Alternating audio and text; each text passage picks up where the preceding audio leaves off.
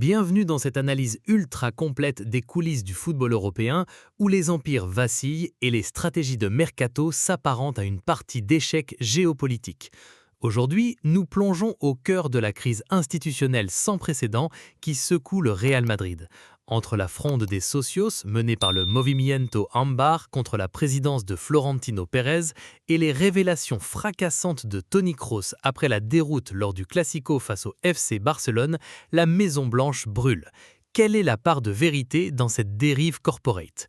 Parallèlement, nous décryptons le plan fou du Paris Saint-Germain.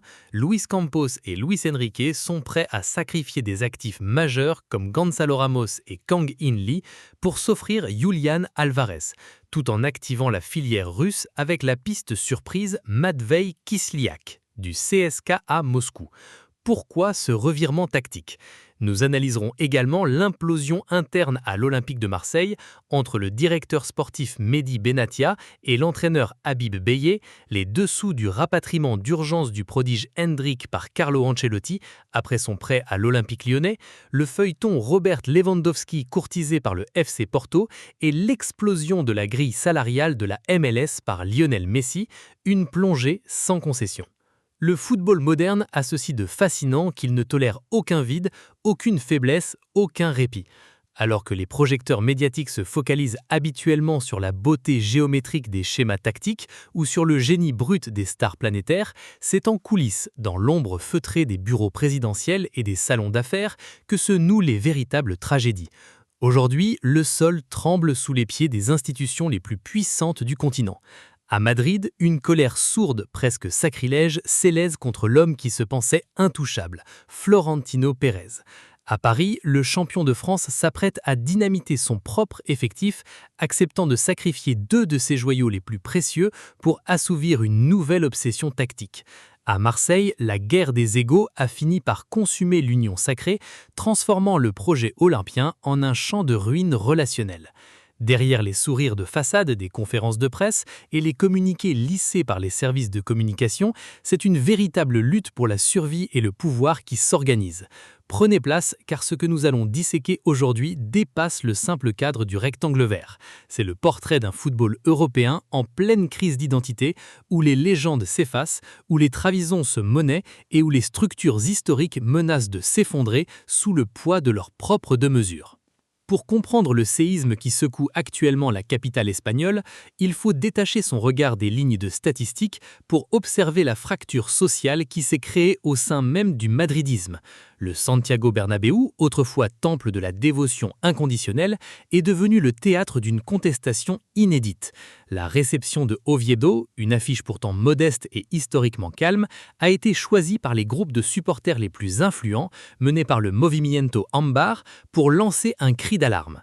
Ce que ces fans dénoncent, ce n'est pas seulement l'absence de trophées depuis 2 saisons, une anomalie statistique intolérable pour la Maison-Blanche, mais bien la métamorphose philosophique du club.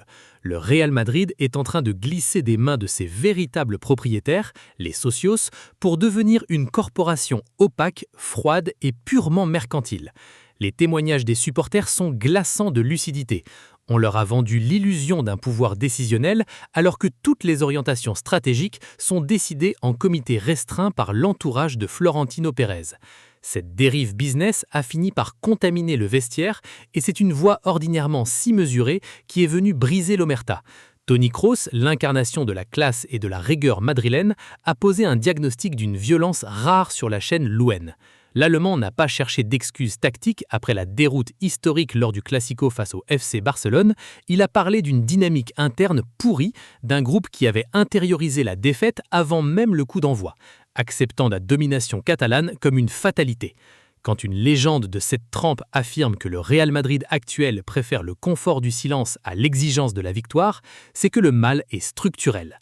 L'animation collective du Barça, symbolisée par leur deuxième but d'une fluidité chirurgicale, a exposé aux yeux du monde le fossé tactique et mental qui sépare désormais les deux rivaux historiques.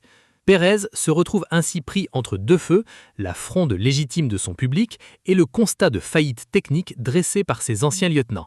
Le président madrilène tente bien de faire diversion en attaquant frontalement le FC Barcelone sur le dossier Negreira, affirmant de manière vindicative que certaines ligas ont été volées.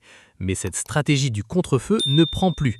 Le service juridique du Barça est déjà sur le coup pour traîner le patron de la Maison-Blanche devant les tribunaux pour diffamation. Le roi est nu et la fin de règne s'annonce d'une noirceur absolue. Quittons l'Espagne pour nous pencher sur le laboratoire tactique de Luis Enrique au Paris Saint-Germain, où les certitudes de la veille sont systématiquement balayées par les obsessions du demain. En coulisses, Luis Campos s'active pour redéfinir les contours d'un effectif qui s'apprête pourtant à fêter un nouveau titre de champion de France dans la frustration, la préfecture de police ayant interdit les célébrations festives autour du Parc des Princes après le match contre le Paris FC pour des raisons de sécurité macro-urbaine. Mais la véritable actualité du PSG se joue sur le marché des transferts avec une audace qui frise la gestion managériale. Selon des sources convergentes au sein de la presse ibérique, le club de la capitale a fait de Julián Álvarez sa priorité absolue pour l'été. L'Argentin, actuellement aux ordres de Diego Simeone à l'Atlético de Madrid, possède ce profil de joueur total, capable de presser de manière compulsive, de décrocher pour fluidifier le jeu et de finir les actions avec une efficacité clinique.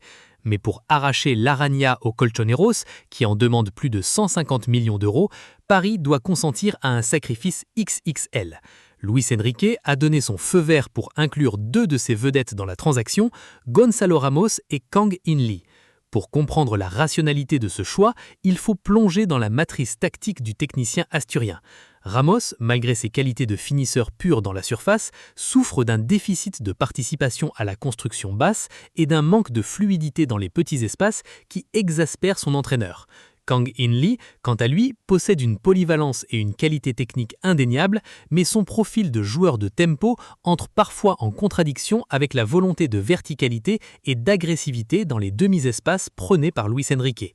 L'Atlético de Madrid, par l'intermédiaire de Matteo Alemany, qui avait déjà tenté de recruter le Sud-Coréen en janvier, voit en ces deux éléments les éléments parfaits pour régénérer le système de Simeone. C'est un échange de profils qui redéfinirait l'équilibre des forces. Pour compenser ses départs majeurs et densifier son entrejeu, le PSG active parallèlement une filière scoutistique particulièrement intrigante, celle du marché russe. 2 ans après le pari réussi de Safonov, Luis Campos étudie très sérieusement le profil de Matvei Kislyak, la jeune sentinelle de 20 ans du CSKA Moscou. International russe à 9 reprises, Kislyak est un milieu défensif moderne, doté d'un volume de course impressionnant, d'une capacité rare à casser les lignes par la passe et d'une rigueur positionnelle qui correspond point pour point aux exigences de la sentinelle dans le 4-3-3 de Luis Enrique. Estimé à 20 millions d'euros et sous contrat jusqu'en 2029, Kislyak représenterait cette touche de pragmatisme et de vice tactique qui manque cruellement au milieu parisien lors des joutes européennes. C'est une refonte globale, un pari à quitte ou double, où Paris accepte de perdre en profondeur de banc pour gagner en hyper-spécificité tactique. Cette instabilité chronique des grands clubs se répercute inévitablement sur la gestion des trajectoires individuelles et le cas d'Endrick en est l'illustration parfaite. Le jeune prodige brésilien vient de vivre une parenthèse enchantée de 20 matchs sous les couleurs de l'Olympique de Lyon, une pige dorée marquée par des statistiques exceptionnelles, 8 buts inscrits et 7 passes décisives délivrées. À Lyon, Endrick avait trouvé l'écosystème idéal, un football de transition rapide qui mettait en valeur son accélération dévastatrice et sa maturité face au but, au point de guider l'Olympique lyonnais vers une qualification inespérée en Ligue des Champions. Le joueur n'en cachait plus le désir, il voulait rester entre Rhône et Saône une saison de plus pour continuer sa post-formation dans un environnement stable. Mais la réalité contractuelle et la panique qui s'est emparée de la direction du Real Madrid a brisé ce rêve lyonnais. Face à la crise de résultats que nous avons évoquée, Carlo Ancelotti a exigé le rapatriement immédiat du Brésilien dès la fin de la semaine, juste après le match contre Lens. Globo Esporte et AS confirment qu'il n'y aura aucun nouveau prêt. Madrid a besoin de sang neuf, de dynamisme et Endrick est sommé de revenir à Valdebebas pour endosser prématurément le costume de sauveur de la patrie. Une pression immense pour un joueur si jeune, arraché à un cocon où il s'épanouissait. Et si Lyon pleure son prodige tout en honorant la mémoire de sa légende éternelle Fleury Dinalo, le petit prince de Gerland disparu à 83 ans, l'ambiance est encore plus délétère à quelques centaines de kilomètres de là, sur la Canebière. À Marseille, le projet sportif a littéralement implosé. Les relations entre l'entraîneur Habib Beye et le conseiller sportif Mehdi Benatia sont aujourd'hui inexistantes, rompues par des mois de rancœur et d'incompréhension mutuelle. C'est pourtant Benatia qui avait fait des pieds et des mains pour installer l'ancien technicien du Red Star sur le banc après son départ manqué de Rennes. Mais une saison catastrophique, conclue hors des places qualificatives pour la Ligue des Champions, a mis le feu aux poudres.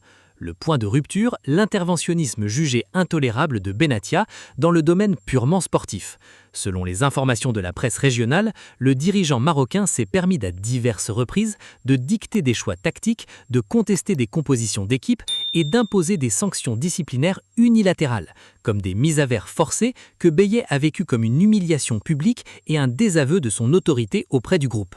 Habib Beye, entraîneur au caractère affirmé et jaloux de ses prérogatives, ne pouvait accepter d'être réduit au rôle de simple exécutant. Le divorce est acté, les deux hommes quitteront le navire olympien à la fin de la saison. L'entraîneur sénégalais est d'ailleurs déjà tourné vers l'avenir, ses représentants ayant